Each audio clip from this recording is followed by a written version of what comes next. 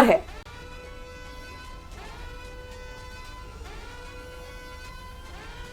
सुभाष जी का ऑडियो दीजिएगा। वाले अरविंद केजरीवाल को इस बार जो हार मिली है, ये तो बिल्कुल शर्मनाक हार इसलिए कि अरविंद केजरीवाल को खुद सोचना चाहिए कि भाई उनका किस तरह का बयानबाजी रही। अभी पूर्व वक्ता भी बता रहे थे, जहां तक भारतीय जनता पार्टी की बात है साहब, देश की राजधानी है, देश की राजधानी में केंद्र सरकार के प्रधानमंत्री बैठे हुए हैं और केंद्र की राजधानी में ही यदि विपक्ष की सरकार है और आए दिन इनके बीच में जिस तरह की तू मैं हो रही थी, तो वो भी भारतीय जनता पार्टी के लिए एक अजीब तरह की राजनीति थी। आज भारतीय जनता पार्टी को जो विक्ट्री मिली है, and it's really absolutely landslide victory after 27 years, ये भारतीय जनता पार्टी के लिए एक बहुत बड़ी उपलब्धि आगे आने वाले दिनों में साबित होगी। और जहां तक दिल्ली का सवाल है, दिल्ली में देश की राजधानी क्षेत्र होने के नाते वहां पर एक जिम्मेदार, एक बहुत ही लाइबल किस्म का रिस्पॉन्सिबल किस्म का सिस्टम होना चाहिए, क्योंकि आप हम सबको पता है कि जितने भी दूतावास वहां मौजूद हैं, पूरे डेलीगेट्स वहां आते हैं, हमारी इज्जत जो है देश की वो सारी वहां से जाती है। अभी आपको हमको सबको पता है कि अमेरिका के राष्ट्रपति जो डोनाल्ड ट्रंप भारत में जब आए थे, तब इन्हीं के कार्यकर्ता उस वक्त किस तरह के न्यूसेंस फैलाने में लगे हुए थे डोनाल्ड ट्रंप के सामने। अमेरिका का राष्ट्रपति आया हुआ है, एक राष्ट्राध्यक्ष आया हुआ है, भारत की किस तरह की इमेज वहां जाएगी, ये आम आदमी पार्टी को कभी सोचता ही नहीं। देश की गरिमा किस तरह की होती है। आज देखिए साहब, ये मोनोपोलर जो भारत की पॉलिटिक्स हो गई है, हालांकि डेमोक्रेसी में मैं इसको ठीक नहीं मानता। डेमोक्रेसी का जो सिस्टम है उसमें मल्टीपोलर होना चाहिए, बल्कि बाइपोलर तो होना ही होना चाहिए सिस्टम को, लेकिन आज मोनोपोलर हो गया है। इसका भी इलाज जनता को सोचना पड़ेगा, क्योंकि देश में यदि लोकतंत्र को जिंदा रखना है तो विपक्ष को भी जिम्मेदार और बिल्कुल। मैं इसी सवाल पर राजकुमार पाल जी से जवाब लूंगा। राजकुमार पाल जी, एक तो ये कि जब आपकी पार्टी के दिग्गज, आपकी पार्टी के चेहरे, आपकी पार्टी का सबसे बड़ा नेता चुनाव हार रहा है, तो पार्टी के कार्यकर्ता पर कितना मनोबल पड़ेगा। आम आदमी पार्टी को घर से तो लेकर कार्यकर्ता नहीं आई थी, कुछ बीजेपी के, कुछ आम आदमी पार्टी, कुछ कांग्रेस के कार्यकर्ता जुड़े होंगे, ठीक है, अन्ना आंदोलन से जुड़े हुए भी कुछ लोग आए होंगे, लेकिन कार्यकर्ताओं की ये कहें कि स्वामी भक्ति बदलने में भी वक्त नहीं लगता। बतौर विपक्ष आम आदमी पार्टी अपनी इस हार से क्या सबक लेके आगे विपक्ष की भूमिका बनाए और अपने ये कहें कि अपने स्थायित्व के लिए या अपने अस्तित्व के लिए अपने अस्तित्व को जिंदा रखे। वो आम आदमी के कार्यकर्ता भी उतने ही झूठे जितना उनका नेता। झूठ लगातार 11 वर्ष तक परोसते रहे। और जितना, एक मिसाल देता हूं कि एक छिड़काव के लिए इन्होंने केमिकल मंगाया था, वो छिड़काव का केमिकल उन्होंने 2.5 लाख में खरीदा और उसके ऊपर 25 से 30 करोड़ रुपए प्रचार में खर्च किए। टोटल इन्होंने 300 करोड़ रुपए प्रचार में खर्च किए। 1 किलोमीटर सड़क बनती है 4 करोड़ के अंदर, तो ये तो प्रचार तो सर हर सरकार करती है, इतना ज्यादा नहीं करती है सर। 2.5 लाख का केमिकल और 25-30 करोड़ का प्रचार, इस तरह से प्रचार चलेगा? इस तरह से एक तो छोटा सा दिल्ली राज्य है, छोटा सा प्रदेश है, और उसके बाद आप बेहताशा खर्च, और जो आज जिन्होंने बिजली फ्री दी है वो भी पूरी नहीं दी है। बिजली में 165 रुपया रिलीफ दी है। अमित शाह से मिलने पहुंचे परवेश वर्मा, ये जानकारी मिल रही है क्योंकि एक बहुत बड़ी जीत है उनकी। देखिए, उन्होंने केजरीवाल को हराया है। हमारे केजरीवाल की हार की बात कर रहे हैं, परवेश वर्मा की जीत की बात नहीं कर रहे हैं। और केजरीवाल वो केजरीवाल है जो ये कहते थे कि मैं चौका लगाने वाला हूं, और जाहिर तौर पर ये मुझे लगता है पोदार जी से समझना होगा परवेश वर्मा, क्योंकि हम ये एनालाइज भी करें कि अब चेहरा कौन होगा मुख्यमंत्री का। ये जो अमित शाह से मिलने पहुंचे को संकेत मिल रहा है कि परवेश वर्मा को लेकर? निश्चित रूप से मनोराज जी, मैं तो बहुत दिन पहले से कह रहा हूं कि जो अगर भारतीय जनता पार्टी की सरकार दिल्ली में बनती है तो अगला मुख्यमंत्री परवेश वर्मा पहली, मेरे हिसाब से पहली रेस में नंबर 1 है। अच्छा।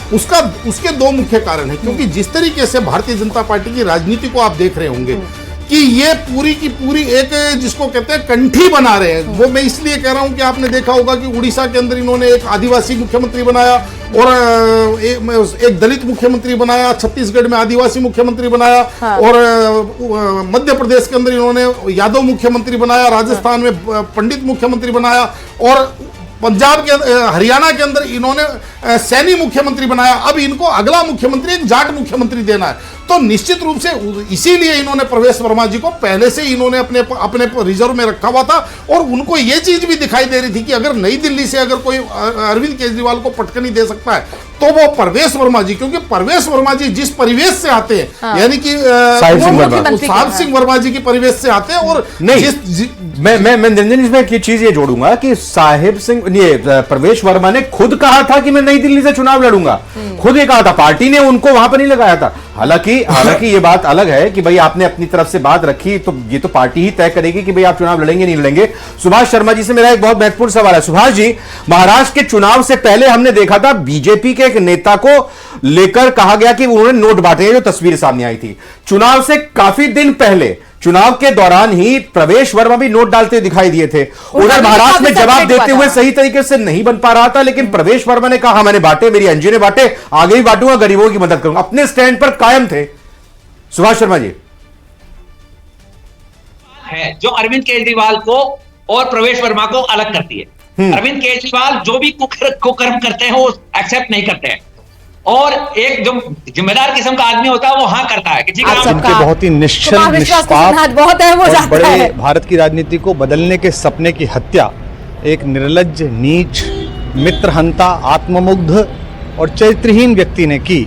उसके प्रति तो क्या संवेदना, दिल्ली को उससे मुक्ति मिली। और मैं ये जानता हूँ कि अब जो आम आदमी पार्टी में लोग बच गए थे सत्ता के लोभ में, लालच में, पदों के लिए, उस पैसे के चक्कर में, वे सब भी अब वापस जाएंगे, लौटेंगे, कुछ अपने व्यवसायों में लौटेंगे, कुछ पार्टियों में चले जाएंगे। और पतन यहाँ से प्रारंभ हुआ है उन लोगों का। मेरे लिए कोई प्रसन्नता का और दुख का विषय नहीं है, मैं बीच में खड़ा हूँ। प्रसन्नता इस बात की है कि करोड़ों लोगों ने आशा लगाई थी, करोड़ों लोगों ने, लोग अपनी नौकरियाँ छोड़ के आए थे, व्यवसाय छोड़ के आए थे, दुश्मनियाँ ली थी लोगों ने। उन सब की हत्या एक आत्ममुग्ध आदमी ने, एक चरित्रहीन आदमी ने अपनी निजी महत्वाकांक्षाओं की पूर्ति के लिए की। उसको दंड मिला, ईश्वरीय विधान से दंड मिला। प्रसन्नता इस बात की भी है कि न्याय हुआ। आज जब कहना नहीं चाहिए, लेकिन आज टीवी पर जब जंगपुरा का निर्णय आया और सामने दिखाई दिया कि मनीष हार गया, तो सदा तटस्थ रहने वाली और राजनीति से विरत रहने वाली मेरी पत्नी जो है, उसकी आंख में आंसू आ गए, वो रोने लगी। क्योंकि उसी से उसने कहा था कि अभी तो है ताकत, और उसने कहा था भैया ताकत सदा तो नहीं रहती। तो ये अहंकार आशा करता हूँ अगले लोग नहीं करेंगे, जो बाकी दल है वो नहीं करेंगे, इससे सबक लेंगे। और दिल्ली के नागरिकों को मैं अच्छे शासन के लिए बधाई देता हूँ। अब भारतीय जनता पार्टी अपने नेतृत्व में सरकार बनाकर दिल्ली के जो दुख थे पिछले 10 वर्ष के, उन्हें दूर करे। और आम आदमी पार्टी के समस्त कार्यकर्ताओं को कहता हूँ कि आपने जिस किसी भी लोभ लालच में, सब कुछ जानते हुए एक ऐसे व्यक्ति के समर्थन में काम किया जिसने अपने मित्रों की पीठ में झुरा घोंपा, गुरु को धोखा दिया, अपने साथ कंधे से कंधा मिला के लड़ने वाली महिलाओं को अपने घर लाके पिटवाया, अपनी निजी। ये प्रयागराज की तस्वीरें हम दिखा रहे हैं, और यहाँ पर मुख्यमंत्री भजनलाल शर्मा हैं, उनके साथ उनकी पूरी टीम है, संगम में डुबकी लगाते हुए। ये तस्वीरें भी चूंकि दिखाना बेहद अहम हो जाता है प्रयागराज। बिल्कुल, और ये खुशी दोगुनी हो गई होगी। और ये खुशी इसलिए भी, मुख्यमंत्री खुद भी स्टार प्रचारक के तौर पर नजर आए थे, दिल्ली में आए, उन्होंने कई सीटों पर प्रचार किया।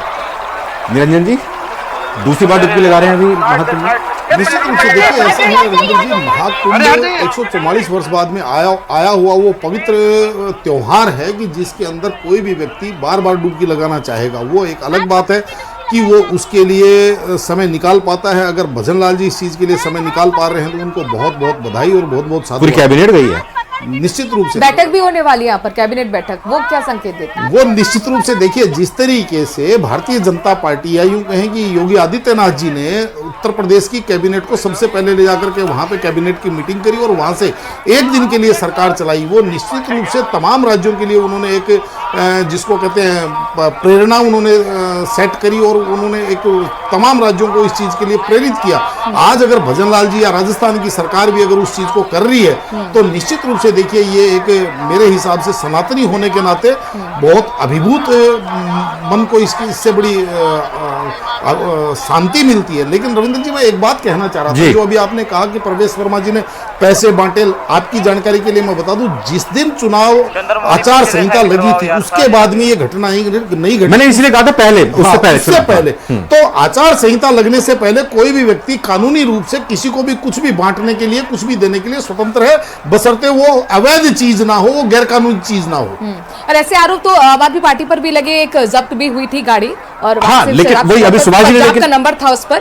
हाँ, सुभाष जी ने लेकिन वही कहा ना कि ये ही फर्क है अरविंद केजरीवाल और प्रवेश वर्मा में कि वो जो भी बात करती है वो उसमें डटे रहते हैं, उसमें पीछे नहीं हटते हैं। और ईमानदारी भी अब शब्दों में आनी चाहिए। आरोपों को आप लगाकर फिर पीछे हट जाए, वो राजनीति का भी एक सबक यहाँ पर लगता है अरविंद केजरीवाल को लेना होगा।